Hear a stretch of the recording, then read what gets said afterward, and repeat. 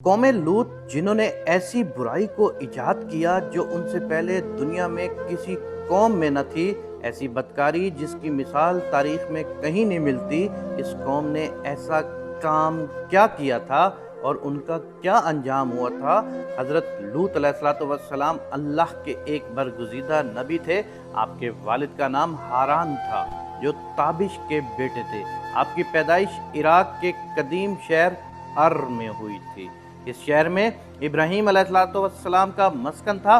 दरअसल लूत अलैहिस्सलाम के वालिद हारान हजरत इब्राहीम के सगे भाई थे, यानी हजरत लूत अलैहिस्सलाम हजरत इब्राहीम के भतीजे थे। चूँकि हजरत लूत अलैहिस्सलाम के वालिद उनके बचपन में ही इंतकाल कर चुके थे, लिहाजा हजरत लूत को हजरत इब्राहीम अलैहिस्सलाम ने बेटा बनाकर पाला था।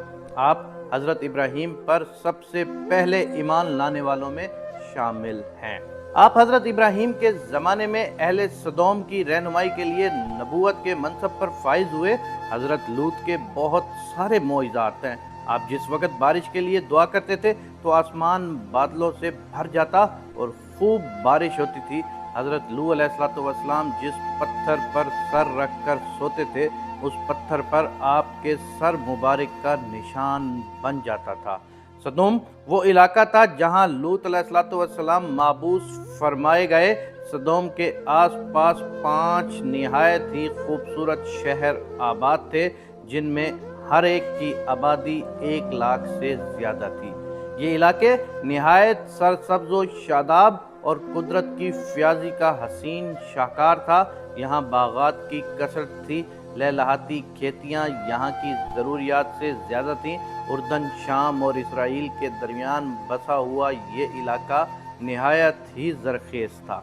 वहाँ तरह तरह के अनाज, फल, मेवे बकसरत पैदा होते थे। यही वजह थी कि आसपास की बस्तियों के लोग अपनी मुआशी और ग़ज़ाई ज़रूरियात के लिए इन बस्तियों की तरफ आते थे, मगर ये बात अहले सदोम के लोगों को बिल्कुल भी पसंद न थी। उनके ख्याल में उनकी बस्तियों में पैदा होने वाले फलों, अनाज और सब्जियों पर सिर्फ उनका ही हक था। वो नहीं चाहते थे कि दूसरी बस्तियों के लोग उनके इलाके में आएं। एक दिन सदोम के लोग इस बात पर गौर व फिक्र कर रहे थे कि बाहर से आने वाले लोगों को यहाँ आने से आखिर कैसे रोका जाए कि एक बुजुर्ग की शक्ल में इब्लीस उनकी महफिल में आया और कहा, अगर तुम उनसे पीछा छुड़ाना चाहते हो तो मेरे कहने पर अमल करो। उस अजनबी बुजुर्ग की बात लोगों ने बहुत तवज्जो से सुनी और इब्लीस ने कहा, बाकी बात मैं कल बताऊंगा। दूसरे दिन इब्लीस एक खूबसूरत जवान लड़के के भेष में आया और उन्हें अपनी औरतों की बजाय मर्दों के साथ फेले बद करना सिखाया। इब्लीस ने कहा कि अगर तुम इन बस्तियों के लोगों से निजात चाहते हो जो तुम्हारी बस्ती में आ जाते हैं, तो ऐसा करो कि जब भी कोई शख्स तुम्हारे इलाके में आए तो तुम लोग ज़बरदस्ती उसके साथ अपनी ख्वाहिश पूरी करो। इस तरह ये लोग इस बस्ती में आना छोड़ देंगे। अपनी नफसानी ख्वाहिशात के लिए मर्दों से बदफेली इस कौम का दस्तूर बन गया था। यहाँ बेहयाई आम हो गई थी। हुक्मरान, सरदार, रऊसा, हर तबके में घर घर ये अमल फैल गया था। भरी महफिल में ये लोग फहाशी के इस काम को करके खुश होते थे। कोई भी महफिल इस काम के बगैर अधूरी समझी जाती थी। ख़ास कर मुसाफिरों में से कोई खूबसूरत लड़का होता तो ये लोग उसे अपना शिकार बना लेते। कलमवत में लिखा है कि अहले सदोम अपनी रोज़मर्रा की ज़िंदगी में सख्त, जालिम, धोखेबाज और बदमुआमला थे। कोई मुसाफिर उनके इलाके से बखैरियत नहीं गुजर सकता था। कोई गरीब उनकी बस्तियों से रोटी का एक टुकड़ा न पा सकता था। कई मर्तबा ऐसा होता था कि बाहर का आदमी उनके इलाके में पहुंचकर फाकों से मर जाता था और ये लोग उसके कपड़े उतार कर उसकी लाश को बरहन्ना दफन कर देते। अपनी वादी को इन्होंने एक बाग बना रखा था जिसका सिलसिला मीलों तक फैला हुआ था। इस बाग में वो इंतहाई बेहयाई के साथ इलानियाँ बदकारियाँ करते थे। हज़रत लूत अलैहिस्सलाम ने उन्हें तौहीद की दावत दी और बदकारी के इस गुनाह ने अमल से तौबा करने का हुक्म दिया। حضرت لوط نے کہا کہ تم یہ کیوں کرتے ہو؟ کیا تم عورتوں کو چھوڑ کر لذت حاصل کرنے کے لیے مرد کی طرف مائل ہوتے ہو؟ حقیقت یہ ہے کہ تم احمق لوگ ہو۔ تو پھر حضرت لوط اہل سدوم کو دن رات واعظ و نصیحت کیا کرتے تھے، لیکن اس قوم پر اس کا کوئی اثر نہ ہوا، بلکہ وہ بہت فخریہ انداز میں یہ کام کرتے تھے۔ انہیں حضرت لوط کا سمجھانا بھی برا لگتا تھا، لہذا انہوں نے صاف صاف کہہ دیا کہ اگر تم ہمیں اسی طرح بھلا کہتے رہے اور ہمارے کاموں میں مداخلت کرتے رہے تو ہم تمہیں اپنے شہر سے نکال دیں گے۔ حضرت لوط نے نصیحت و تبلیغ کا سلسلہ جاری رکھا، لہذا ایک دن اہل سدوم نے خود ہی عذاب الہی کا مطالبہ کر دیا۔ اللہ تعالیٰ نے اب تک ان کے اس بدترین عمل، فحاشی اور بدکاری کے باوجود ڈھیل دے رکھی تھی، لیکن جب انہوں نے حضرت لوط علیہ السلام سے ایک دن کہا کہ اگر تم سچے ہو تو ہم پر عذاب لے آؤ، لہذا ان پر عذاب الہی کا فیصلہ ہو گیا۔ اللہ نے اپنے خاص فرشتوں کو دنیا کی طرف روانہ کر دیا۔ یہ فرشتے دراصل حضرت میکائیل، جبرائیل اور اسرافیل علیہ السلام تھے۔ پھر یہ فرشتے حضرت لوط علیہ السلام کے گھر تشریف لے آئے۔ حضرت لوط نے جب ان خوبصورت نوعمر لڑکوں کو دیکھا تو سخت گھبراہٹ اور پریشانی میں مبتلا ہو گئے۔ انہیں یہ خطرہ محسوس ہونے لگا کہ اگر ان کی قوم کے لوگوں نے انہیں دیکھ لیا تو نہ جانے وہ ان کے ساتھ کیا سلوک کریں گے۔ حضرت لوط کی بیوی کا نام واحلہ تھا، اس نے آپ پر ایمان نہیں لایا تھا اور وہ دراصل منافقہ تھی، وہ کافروں کے ساتھ تھی، لہذا اس نے جا کر اہل سدوم کو یہ خبر دے دی کہ لوط کے گھر دو نوجوان لڑکے مہمان ٹھہرے ہوئے ہیں۔ یہ سن کر بستی والے دوڑتے ہوئے حضرت لوط کے گھر پہنچے۔ حضرت لوط نے کہا، اللہ سے ڈرو، مجھے میرے مہمانوں کے سامنے رسوا نہ کرو، کیا تم میں سے کوئی بھی شائستہ آدمی نہیں؟ حضرت لوط علیہ السلام کی بات سن کر وہ لوگ بولے، جو ہماری اصل چاہت ہے اس سے تم بخوبی واقف ہو۔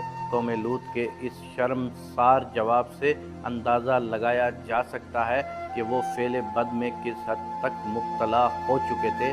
جب حضرت لوط علیہ السلام کی قوم ان کے گھر کی طرف دوڑتی ہوئی آئی تو حضرت لوط نے گھر کے دروازے بند کر دیے اور ان نوجوانوں کو ایک کمرے میں چھپا دیا۔ ان بدکار لوگوں نے آپ کے گھر کا گھیراؤ کیا ہوا تھا اور ان میں سے کچھ گھر کی دیواروں پر بھی چڑھنے کی کوشش کر رہے تھے۔ حضرت لوط علیہ السلام اپنے مہمانوں کی عزت کے خیال سے بہت زیادہ گھبرائے ہوئے تھے۔ فرشتے یہ سب منظر دیکھ رہے تھے۔ جب انہوں نے حضرت لوط علیہ السلام کی بے بسی اور پریشانی کا یہ عالم دیکھا تو حقیقت سے پردہ اٹھاتے ہوئے یوں فرمایا، اے لوط، ہم تمہارے رب کے بھیجے ہوئے فرشتے ہیں، یہ لوگ ہرگز تم تک نہیں پہنچ سکیں گے۔ ابھی کچھ رات باقی ہے تو آپ اپنے گھر والوں کو لے کر چل دو اور تم میں سے کوئی شخص پیچھے مڑ کر نہ دیکھے۔ اہل سدوم حضرت لوط علیہ السلام کے گھر کا دروازہ توڑنے پر بضد تھے کہ حضرت جبرائیل علیہ السلام نے گھر سے باہر نکل کر اپنے پر کا ایک کونا انہیں مارا، جس سے ان کی آنکھوں کے ڈیلے باہر آ گئے اور بصارت زائل ہو گئی۔ یہ خاص عذاب ان لوگوں کو پہنچا جو حضرت لوط علیہ السلام کے پاس بد نیتی سے آئے تھے۔ حضرت لوط علیہ السلام حقیقت حال جان کر مطمئن ہو گئے اور اپنے گھر والوں کے ساتھ رات کو ہی نکل کھڑے ہوئے، لیکن ان کی بیوی جو ان کے ساتھ تھی کچھ دور جا کر وہ واپس اپنی قوم کی طرف پلٹ گئی اور قوم کے ساتھ جہنم واصل ہو گئی۔ صبح کا آغاز ہوا تو اللہ کے حکم سے حضرت جبرائیل نے بستی کو اوپر سے اکھاڑ دیا، پھر اپنے بازو پر رکھ کر آسمان پر چڑھ گئے، یہاں تک کہ آسمان والوں نے بستی کے کتے کے بھونکنے اور مرغوں کے بولنے کی آوازیں سنی۔ پھر اس بستی کو زمین پر دے مارا، جس کے بعد ان پر پتھروں کی بارش ہوئی۔ ہر پتھر پر مرنے والے کا نام لکھا ہوا تھا۔ جب یہ پتھر ان کو لگتے تو ان کے سر پاش ہو جاتے۔ صبح سویرے شروع ہونے والا یہ عذاب اشراق تک پوری بستی کو نیست و نابود کر چکا تھا۔ قوم لوط کی ان خوبصورت بستیوں کو اللہ نے ایک انتہائی بدبودار اور سیاہ جیل میں تبدیل کر دیا، جس کے پانی سے رہتی دنیا تک کوئی فائدہ نہیں اٹھایا جا سکتا۔ سمندر کے اس حصے میں کوئی جاندار مچھلی، مینڈک وغیرہ زندہ نہیں رہ سکتے، اس لیے اسے ڈیڈ سی کہا جاتا ہے، یعنی بحیرہ مردار کہا جاتا ہے، جو اسرائیل اور اردن کے درمیان واقع ہے۔ ماہرین آثار نے 10 سالوں کی تحقیق و جستجو کے بعد اس تباہ شدہ شہر کو دریافت کیا تھا۔ تحقیقات سے پتہ چلا تھا کہ اس شہر میں زندگی بالکل ختم ہو چکی تھی۔ شہر کے راستے اور کھنڈرات کو دیکھ کر آرکیالوجسٹ نے یہ اندازہ لگایا کہ جب یہ شہر تباہ ہوا تو اس وقت لوگ روزمرہ کے معاملات اور کاموں میں مشغول تھے اور یہاں زندگی اچانک ختم ہو گئی۔ اہل سدوم جنہیں پتھر بنا دیا گیا تھا، ان کے بت ابھی تک بحیرہ مردار کے پاس موجود ہیں، جو لوگوں کے لیے ایک نشان عبرت ہے۔ آج یورپی ممالک میں انسانی آزادی کے نام پر اس بدکاری کی اجازت دی جاتی ہے اور اس فحش عمل کو باعث سے فخر سمجھا جاتا ہے، مگر حقیقت یہ ہے کہ ہم جنس پرستی بالکل فطرت کے خلاف ہے، جس سے انسانی معاشرہ تباہ و برباد ہو جاتا ہے۔ روایتوں کے مطابق ایک مرتبہ حضرت سلیمان علیہ السلام نے شیطان سے پوچھا کہ اللہ کے نزدیک سب سے بدترین عمل کیا ہے؟ ابلیس بولا، جب مرد مرد سے بدفعلی کرے اور عورت عورت سے خواہش پوری کرے۔ حضرت ابن عباس سے روایت ہے کہ رسول اللہ صلی اللہ علیہ وآلہ وسلم نے فرمایا کہ اس شخص پر اللہ پاک کی لعنت ہو جو قوم لوط والا عمل کرے۔